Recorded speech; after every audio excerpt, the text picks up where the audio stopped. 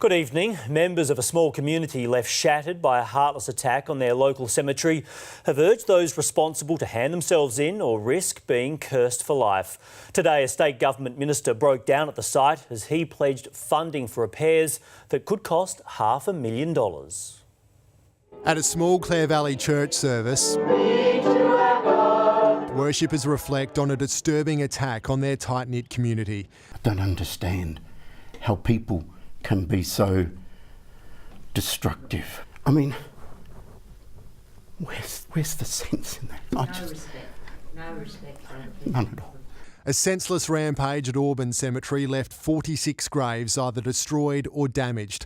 They include some which date back to the 1800s. They've been here all of that time, and for the sake of probably an hour of senseless destruction, you know, a lot of that's been undone, and some of those headstones are smashed beyond repair. Community Minister Peter Lane joined the local Catholic leader to bless the grave sites this morning. As president of the local RSL, he was most upset by damage to the headstone of two brothers killed at war. Walter Edmund Millard died in the Battle of the Somme in 1916. Ernest William Millard was shot in Palestine and died in 1918. You would think that people wouldn't even do anything to any grave, but especially to people who have fought for Australia to make this the free country that it is. For Regional Development Minister Jeff Brock, it was all too much.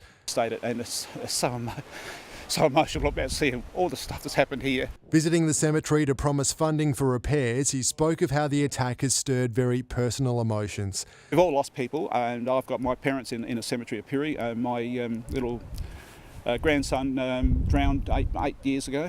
He was only 18 months old. The government funding has been welcomed by the dozens of people who've turned out here today to check on their relatives' graves, but they're also very keen to see those responsible for all of this damage held to account.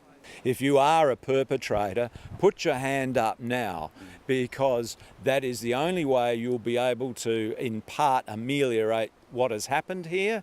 And if you don't, you're going to be cursed with this for the rest of your lives. Ben Avery, 9 News.